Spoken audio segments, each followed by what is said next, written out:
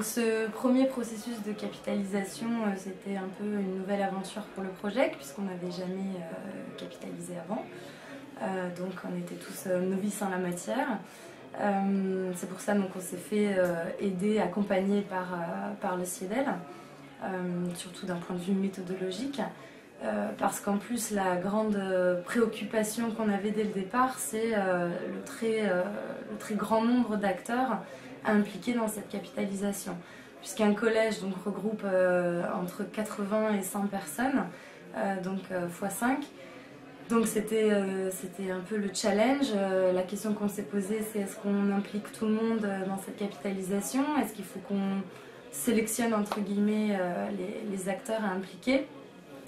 Mais bon, c'est vrai que dans le souci de respecter l'esprit du programme, qui est quand même d'impliquer un grand nombre d'acteurs et surtout d'avoir la plus grande diversité possible, on est parti sur le pari de capitaliser avec tout le monde.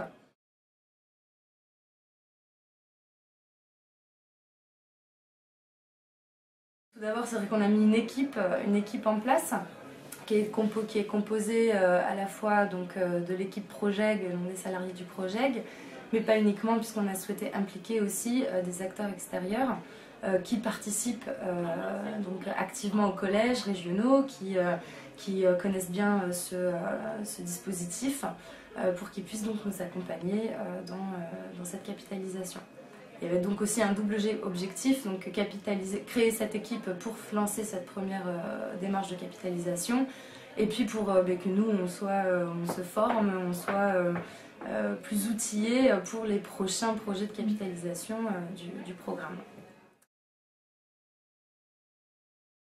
On est parti sur une démarche donc tout d'abord de brainstorming en plénière, pour que ce soit aussi les acteurs du collège qui définissent et qui identifient les thématiques sur lesquelles ils voulaient capitaliser.